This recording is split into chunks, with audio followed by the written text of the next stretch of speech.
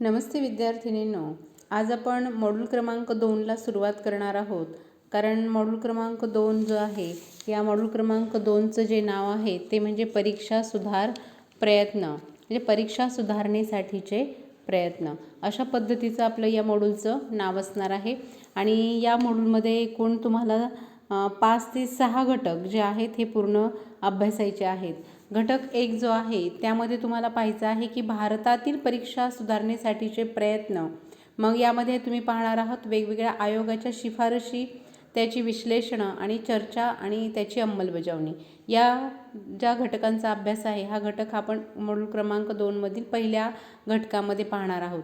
मग यामध्ये आपण वेगवेगळ्या आयोगाच्या शिफारशी पाहणार आहोत. तर त्यामध्ये आपण माध्यमिक शिक्षण आयोग 1952, त्यानंतर कोठारी आयोग 1966चा, त्यानंतरचं राष्ट्रीय शैक्षणिक धोरण 1986 आणि कृती कार्यक्रम 1992, त्यानंतर राष्ट्रीय अभ्यासक्रम आराखडा 2005 आणि शालेय शिक्षणाच्या विकासाच्या संदर्भामध्ये जो काही आराखडा आहे तो आराखडा आपण पाहणार आहोत. मग अशा पद्धतीने हा घटक 1 जो आहे हा घटक आपण आत्ताच्या तासाला पाहणार आहोत. राहिलेले जे काही 5 घटक आहेत ते आपण नंतर 1 बाय 1 पाहत जाणार आहोत. म्हणून आजच्या व्हिडिओमध्ये आपण पहिला जो घटक आहे भारतातील परीक्षा सुधारणेसाठीचे प्रयत्न, हा घटक या ठिकाणी आपण सुरू करणार आहोत. आणि त्यामध्ये शिफारशी ज्या आहेत त्यात सुरुवातीचा जो आयोग आहे माध्यमिक शिक्षण आयोग, त्या आयोगाच्या शिफारशी आपण पाहणार आहोत. तर पहा, आपण पाहणार आहोत की माध्यमिक शिक्षण आयोग आणि त्या अनुषंगाने आपल्याला पाहायचे की भारतातील परीक्षा सुधारणेसाठीचे प्रयत्न. आता प्रत्येक बालकाचा गुणवत्तापूर्ण शिक्षण हे उद्दिष्ट साध्य करण्याकरिता, कारण बालकाचं गुणवत्तापूर्ण शिक्षण हे जे आहे हे उद्दिष्ट जे आहे हे उद्दिष्ट साध्य करण्याकरिता काय गरजेचं आहे तर महत्त्वाचं मूल्यमापन आहे. आणि मूल्यमापन पद्धती ही सर्व शिक्षण प्रक्रियेवर आणि व्यवस्थेवर परिणाम करत असते. कारण चांगली मूल्यमापन पद्धती शिक्षण प्रक्रियेला योग्य दिशा, योग्य गती व योग्य प्रेरणा देण्याचं काम करत असते. मूल्यमापनात जर कमतरता राहिली तर काय होतं तर शिक्षणाच्या गुणवत्ता विकासामध्ये अडथळे निर्माण होऊ शकतात. आणि म्हणून मूल्यमापनातील परीक्षा पद्धती हे एक महत्त्वपूर्ण तंत्र असलेलं आपल्याला सांगता येतं. आता परीक्षा पद्धतीमध्ये वेळोवेळी गरजेनुसार बदल करण्यात आलेले आहेत, कारण यावरच शैक्षणिक प्रक्रियेचं नियोजन आणि कार्यवाही होत असते. आणि म्हणूनच राष्ट्रीय पातळीवरील विविध जे आयोग आहेत, समित्या आहेत, त्यांचे अहवाल आहेत, त्यांचे राष्ट्रीय शैक्षणिक धोरणे आहेत, त्यांचे कृती कार्यक्रम आहेत आणि राष्ट्रीय अभ्यासक्रम आराखडा, या सगळ्यांमध्ये परीक्षा पद्धतीच्या सुधारणेबाबतचे विशेष प्रयत्न विचाराधीन झालेले आपल्याला दिसून येतात. आणि म्हणून परीक्षा पद्धतीचा जर आपण पूर्व इतिहास पाहिला तर आपल्या लक्षात येतं की वैदिक काळामध्ये गुरुगृही जाऊन शिक्षण त्या ठिकाणी घेतलं जात होतं. मग प्रत्येक विद्यार्थी स्वतःच्या कुवतीनुसार प्रगती करून त्या ठिकाणी शिकत होता. पण सर्वांना समान कालावधीचे जो काही नियम होता तो नियम त्या ठिकाणी नव्हता. वादविवाद असेल, चर्चा असेल, पठण असेल, मनन असेल किंवा उजळणी असेल, हे करूनच विद्यार्थी काय होत होता तर त्याच्या शिक्षणामध्ये पारंगत होत होता. पण परीक्षा वर्गानुसार नव्हती. तर मुस्लिम काळामध्ये ज्यावेळेस शिक्षण पद्धती पाहिली आपण तर सगळ्यात महत्त्वाचं शिक्षणामध्ये परीक्षा पद्धती होती. आता मुस्लिम राजवटीमध्ये शिक्षणात परीक्षा पद्धतीला महत्त्वाचं स्थान होतं, पण विद्यार्थ्यांची आवश्यक गुणवत्ता जर त्यांनी प्राप्त केली अथवा नाही केली तर हे शिक्षण तपासून पाहत नव्हतं. म्हणजे शिक्षण व्यवस्थेमध्ये 1853 शिक्षणविषयक निश्चित धोरण त्या ठिकाणी आखण्यात आलं आणि वुडचा खलिता नावाने हा जाहीरनामा प्रसिद्ध झाला. आता नोकरीसाठी इंग्रजी शिक्षण आणि इंग्रजी माध्यम आवश्यक झाल्यामुळे विद्यार्थ्यांवर अभ्यासाचा ताण वाढला आणि यामध्ये पोपटपंचीचे स्वरूप होतं ते शिक्षण प्रक्रियेला आलं. आणि याच काळामध्ये परीक्षांना अवास्तव महत्त्व त्या ठिकाणी प्राप्त झालं. अभ्यास करणे आणि म्हणजेच परीक्षा पास होणे एवढाच अर्थ शिक्षणाला प्राप्त झाला. आणि त्यानंतर लॉर्ड कर्झनने भारतीय विद्यापीठ आयोगाच्या परीक्षा पद्धतीमध्ये दुरुस्त्या करण्याची शिफारस केली. आता परीक्षा पद्धतीला अवास्तव महत्त्व दिल्यामुळे शिक्षणाचा उद्देश परीक्षा पास होण्यापुरताच त्या ठिकाणी काय झाला मर्यादित झाला. आणि त्यामुळे सॅडलर आयोगाने असे नमूद केले की शाळा या मॅट्रिक परीक्षेच्या तयारीने ग्रासली आहे. काय झालेलं आहे? शाळा या मॅट्रिक परीक्षेच्या तयारीने ग्रासली आहे आणि ही परीक्षा नीट त्या ठिकाणी जर राखली नाही तर तिचा दर्जा समाधानकारक राहणार नाही आणि म्हणून या आयोगानेही केवळ परीक्षेला बसविण्याकरिता तयार करणे एवढं मान्य नव्हतं. विद्यार्थी परीक्षेला बसणे आणि त्यासाठी त्यांना तयार करणे एवढंच फक्त या आयोगाला काय नव्हतं? मान्य नव्हतं. आणि म्हणून 1929मध्ये हर्टाग समितीने एक शिफारस केली की माध्यमिक स्तरावर एक परीक्षा घेतली जावी आणि त्या आधारे त्यांच्या मनोवृत्तीला अनुसरून विषयाची निवड करता यावी. मग याची प्रचिती म्हणजेच आजच्या घेतल्या जाणाऱ्या ज्या कलचाचण्या आहेत त्या कलचाचण्या होय. म्हणजे दुसऱ्या महायुद्धानंतर भारतात प्रथम व्यापक प्रमाणावर प्राथमिक व उच्च शिक्षणापर्यंत सर्व गोष्टींचा विस्तारपूर्वक विचार केला गेला. यामध्ये परीक्षा या बोर्डाकडून न घेता त्या ठिकाणी शाळांमधूनच घ्याव्यात आणि अभ्यासक्रम त्या ठिकाणी पूर्ण करून त्यांना प्रमाणपत्रही देण्यात यावेत. मग हे सगळं सुचवलं सार्जंट अहवालाने 1944मध्ये. मग असे अनेक आयोग त्या ठिकाणी वेळोवेळी स्थापन झाले आणि त्या अनेक आयोगाने वेगवेगळी काय केल्या? शिफारशी केल्या. मग गरजेनुसार त्यांचं जे काही उपयोजन आहे ते उपयोजन त्या ठिकाणी बदललं. आता स्वातंत्र्योत्तर काळातही ही परीक्षा सुधारण्याची मोहीम सातत्याने चालूच राहिली. मग यामध्ये राधाकृष्णन आयोग असेल, माध्यमिक शिक्षण आयोग असेल, कोठारी कमिशन असेल, अभ्यासक्रम पुनर्रचना किंवा पुनरावलोकन समिती असेल, राष्ट्रीय शैक्षणिक धोरण असेल, केंद्रीय शिक्षण सल्लागार मंडळ असेल, सुधारित शैक्षणिक धोरणं असतील, राज्य अभ्यासक्रम आराखडा असेल, म्हणजेच हे जे काही आहे राज्य अभ्यासक्रम आराखडा 2005 किंवा माध्यमिक शिक्षण आराखडा 2010 इत्यादीद्वारे वेळोवेळी काय केलं तर मते मांडली गेली आणि परीक्षा सुधारण्यासाठीचे प्रयत्न केले गेले. मग यापैकी काही आयोगांची माहिती आपल्याला अभ्यासायची आहे. मग यापैकी काही आयोगांमध्ये आपल्याला सुरुवातीला माध्यमिक शिक्षण आयोग पाहायचा आहे. त्यानंतरचा दुसरा आपण पाहणार आहोत कोठारी शिक्षण आयोग. त्यानंतरचा तिसरा आपण पाहणार आहोत राष्ट्रीय शैक्षणिक धोरण आणि कृती कार्यक्रम 1992 आणि त्यानंतरचा सगळ्यात शेवटचा आणखी एक पाहणार आपण राष्ट्रीय अभ्यासक्रम आराखडा 2005 याला NCF 2005 असं सुद्धा आपण म्हणतो. मग असं हे जे काही शिफारशी असणारे वेगवेगळे आयोग आहेत त्यांच्या शिफारशी आपल्याला अभ्यासायचे आहेत. त्यातली पहिला जो आयोग आहे त्या आयोगाचे नाव आहे माध्यमिक शिक्षण आयोग, की ज्या आयोगाला मुदलियार आयोग असं सुद्धा म्हटलं जातं. कारण डॉक्टर स्वामी मुदलियार यांनी लक्ष्मण स्वामी मुदलियार तर हे लक्ष्मण स्वामी मुदलियार यांनी या जे काही आयोग स्थापन केला होता या आयोगाचे हे अध्यक्ष होते आणि म्हणून यांच्याच नावाने हा आयोगसुद्धा ओळखला जातो. म्हणून याला आपण मुदलियार आयोग असं सुद्धा म्हणतो. आता माध्यमिक शिक्षणाच्या समस्यांबाबत सरकारने विचार करण्यासाठी त्या ठिकाणी माध्यमिक शिक्षणाच्या बाबतीत सरकारने विचार करावा यासाठी भारत सरकारने काय केलं तर 23 सप्टेंबरमध्ये खास विद्यापीठाचे कुलगुरू डॉक्टर लक्ष्मण स्वामी मुदलियार यांच्या अध्यक्षतेखाली माध्यमिक शिक्षण आयोगाची स्थापना केली आणि त्यांच्या नावावरूनच या आयोगाला आपण मुदलियार शिक्षण आयोग असे सुद्धा म्हणतो. आता माध्यमिक शिक्षणाची सुरुवात जी आहे ती सुरुवात किंवा त्यामध्ये केल्या जाणाऱ्या सुधारणा, त्याची होणारी पुनर्रचना अशा अनेक बाबी विचारात त्या ठिकाणी या आयोगाने घेतलेल्या आपल्याला सांगता येतात आणि या आयोगाने अहवालसुद्धा तयार केलेला आहे. मग यामध्ये परीक्षाविषयक जे काही बाबी आहेत त्या बाबी आपल्याला पाहायच्या आहेत. मग यामध्ये पहिली बाब आहे की परीक्षा पद्धतीमध्ये काही दोष आहेत.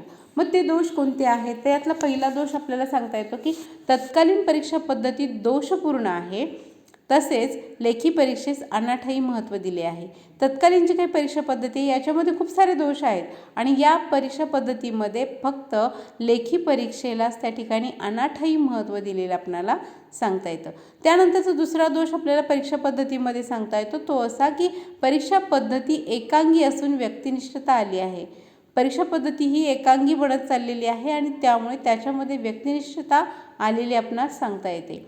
त्यानंतरचा तिसरा दोष आपल्याला सांगता येतो की परीक्षा पद्धती लेखी असल्यामुळे घोकमपट्टीला महत्त्व आहे. ज्याचं पाठ आहे त्याला खूप चांगल्या पद्धतीने लिहिता येऊ शकतं. मग घोकमपट्टी करणाऱ्यांसाठी ही परीक्षा पद्धती खूप चांगली आहे. त्यानंतर परीक्षा पद्धती लेखी असल्यामुळे घोकमपट्टीला महत्त्व आहे आणि अंकात्मक गुणदान पद्धती सदोष वाटते. इथे म्हटलं जातं की अंकात्मक जे काही गुणदान केलं आहे ते कसं वाटतं, सदोष जे आहे हे सदोष वाटतं. म्हणून गुणदान झाल्यावर गुण देऊन श्रेणी ठरविली जाते. पण एखादा गुण कमी मिळाल्यास उच्च किंवा कनिष्ठ श्रेणीचा टप्पा त्या ठिकाणी विद्यार्थ्यांना मिळत असतो.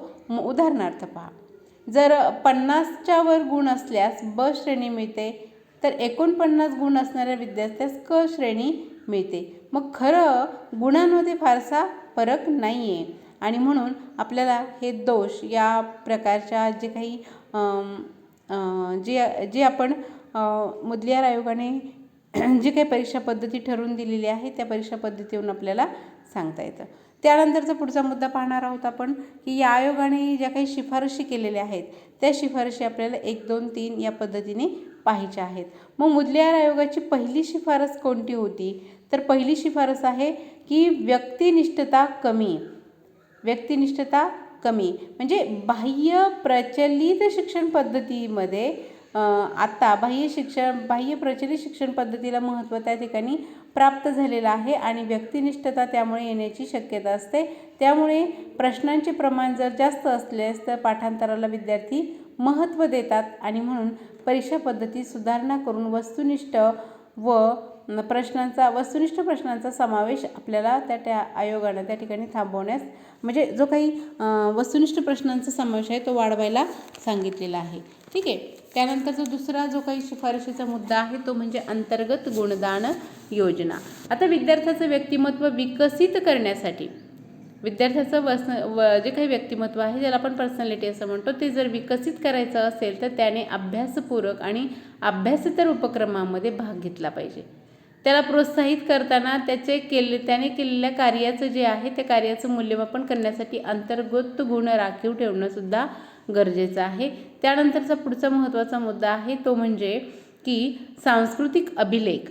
आता विद्यार्थ्याचा कल, त्याची अभिरुची, त्याचं समायोजन, त्याची बौद्धिक प्रगती इत्यादीची नोंद संकलित अभिलेखात त्या ठिकाणी केलेली असते आणि म्हणून संकलित अभिलेखामध्ये त्या ठिकाणी असलेले जे काही आहेत कोणत्याही संस्थेमध्ये विद्यार्थ्यांची प्रगती जाणून घेण्यासाठी आपल्याला संकलित नोंदपत्रिकेचा फायदा होतो. त्यानंतरचा पुढचा मुद्दा सांगता येतो म्हणजे सर्वांगीण प्रशस्तीपत्रक. आता पहा, आयोगाने शालांत परीक्षा सक्तीची न करता शालांत परीक्षेपर्यंतचा अभ्यास पूर्ण केल्याची त्या ठिकाणी प्रशस्तीपत्र त्या ठिकाणी देण्याची जी गोष्ट आहे ती सुचवलेली आपल्याला सांगता येते. त्यानंतरचा पुढचा मुद्दा आपल्याला सांगता येतो की मूल्यांकन जो आहे हे मूल्यांकन वार्षिक परीक्षेबरोबर नको. आता वार्षिक परीक्षेबरोबर मूल्यमापन का नको किंवा मूल्यांकन का नको, कारण शालांत परीक्षा शिक्षण मंडळ त्या ठिकाणी घेत असतं आणि 9वी पर्यंत माध्यमिक शाळा परीक्षा ही मूल्यमापन पद्धती वार्षिक परीक्षेवर त्या ठिकाणी न लादता त्या ठिकाणी आपण काय करू शकतो, खूप चांगल्या पद्धतीनं सराव परीक्षा आणि या सर्वांहून आपण वार्षिक परीक्षेवर त्या ठिकाणी चाचणी त्या ठिकाणी घेऊ शकतो, पण मर्यादित प्रश्नसंख्या आपल्याला त्या ठिकाणी वापरणं गरजेचं असतं.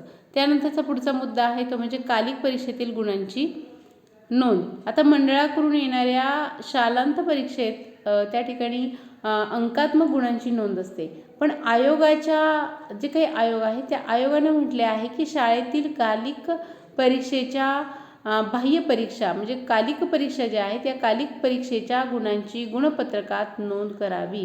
त्यामुळे काय होतं तर विद्यार्थ्यांची बौद्धिकता स्पष्ट होण्यास मदत होते. त्यानंतरचा पुढचा मुद्दा आहे अंतर्गत परीक्षेचे स्वरूप बदलणे.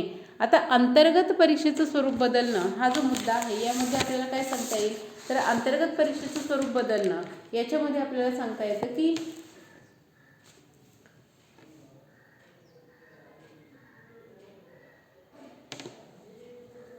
शालांतर ज्या काही परीक्षा असतात त्या परीक्षा त्या ठिकाणी घेतल्यानंतर निबंध वजा प्रश्न, वस्तुनिष्ठ प्रश्न अशा प्रश्नांचा समावेश त्या प्रश्नपत्रिकांमध्ये असलेला आपल्याला सांगता येतो आणि त्यामुळे काय होतं तर विद्यार्थी जे आहे त्या विद्यार्थ्यांना जे काही प्रश्न विचारले जाणार आहेत त्याचं स्वरूप समजायला मदत होते. त्यानंतर पुढचा मुद्दा आहे तो म्हणजे अंतर्गत परीक्षेचं स्वरूप बदलणे हा मुद्द्यानंतरचा शेवटचा मुद्दा आपला राहिला आहे, तो म्हणजे अनुत्तीर्ण विषयाची परीक्षा. आता अनुत्तीर्ण विषयाची परीक्षा, ज्या विषयामध्ये विद्यार्थी नापास झालेला आहे त्या विषयाची परीक्षा, त्या विषयाचीच परीक्षा त्या ठिकाणी घेणं विद्यार्थ्याच्या दृष्टिकोनातून महत्त्वाचं असतं.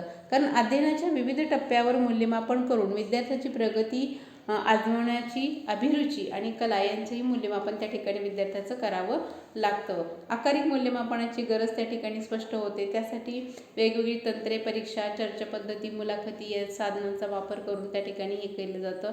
त्यानंतर विद्यार्थ्याला शालांत जे काही शारीरिक, मानसिक आणि बौद्धिक जो काही विकास आहे आणि मूल्य संवर्धन आहे याची जी काही संकलित नोंद आहे ती वर्षभरात त्या ठिकाणी शिक्षकाला करावी लागते. त्याचबरोबर केवळ वार्षिक परीक्षेवर आणि लेखी परीक्षेवरच विसंबून न राहता त्या ठिकाणी जे काही गुणवत्तापूर्ण शिक्षण जे आहे ते शिक्षण त्या ठिकाणी घेणं गरजेचं आहे.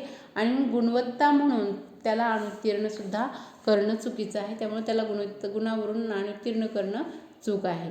त्यानंतरचा पुढचा मुद्दा सांगता येतो तो म्हणजे गुणांऐवजी श्रेणी पद्धतीचा वापर करावा. ह्या जर मुद्द्यांचा तुम्ही जर अंतर्भाव तुमच्या उत्तरामध्ये केला तर निश्चितच काय होणार आहे, तुम्हाला खूप चांगल्या पद्धतीचे मार्क मिळायला मदत होणार आहे. आणि म्हणून गुणांऐवजी श्रेणी पद्धतीचा सर्रास वापर त्या ठिकाणी होत आहे. म्हणून विद्यार्थी, शिक्षक, पालक या तिन्ही स्तरावर त्या ठिकाणी मूल्यमापन व्हावं आणि या स्तरावर सत्र परीक्षा त्या ठिकाणी सुरू करावी असं या ठिकाणी आपल्याला शिफारस या आयोगाची असलेली सांगता येते. त्यानंतरचा पुढचा मुद्दा सांगता येतो तो म्हणजे की परीक्षा पद्धतीतील व्यक्तिनिष्ठता काढून टाकावी. परीक्षा पद्धतीमध्ये व्यक्तिनिष्ठता येण्याची शक्यता असते, म्हणून ती व्यक्तिनिष्ठता काढून ठेवण्याचा प्रयत्न आधीच करणं गरजेचं आहे. मग अशा पद्धतीनं आज आपण मॉड्यूल क्रमांक 2 ज्या मॉड्यूलचं नाव आहे परीक्षा सुधार प्रयत्न या मॉड्यूलमधील जो पहिला घटक होता भारतातील परीक्षा सुधार प्रयत्न, मग यामध्ये आपण एकच आयोगाची माहिती या व्हिडिओच्या माध्यमातून घेतलेली आहे. त्या आयोगाचं नाव आहे मुदलियार आयोग किंवा त्याच आयोगाला माध्यमिक शिक्षण आयोग असं सुद्धा म्हटलं जातं. ठीक आहे, थांबूयात. धन्यवाद.